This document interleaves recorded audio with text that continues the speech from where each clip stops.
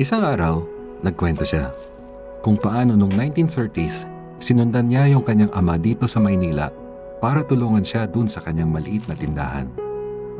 Nagsumikap na siya agad. Siya yung nasa kalye, nagtatawag ng customer. Dito po! Dito po! Dito po. Dito po kayo! Pagkatapos magsara ng tindahan,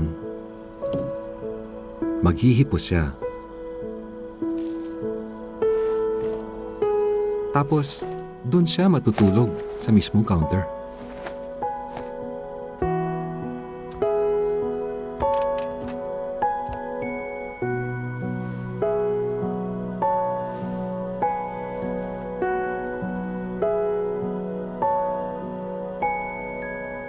Minsan daw, pag gabing-gabi na, aakyat siya sa bubungan. Di mapakali, titingin sa paligid, titingala sa mga tala. Pero, noong dumating na ang gera, naubos lahat. Kahit wala nang natira sa negosyo nila, malakas pa ring mangarap si Tatang. Sabi nga niya, you have to start from the ground up. Simple lang yung pangarap niya noon. Shoes for every Filipino. Kasi nga naman, maraming mga Pinoy na walang sapatos pagkatapos ng gera. At simple lang din ang paraan ni Tatang. Sipag, tiyaga.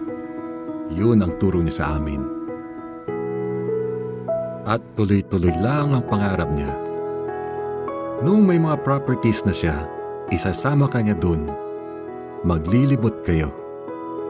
Kahit hating gabi, 2:00 ng umaga, sabi niya, ito na ang pangarap ko para sa Pilipino. Yan, si Tatang.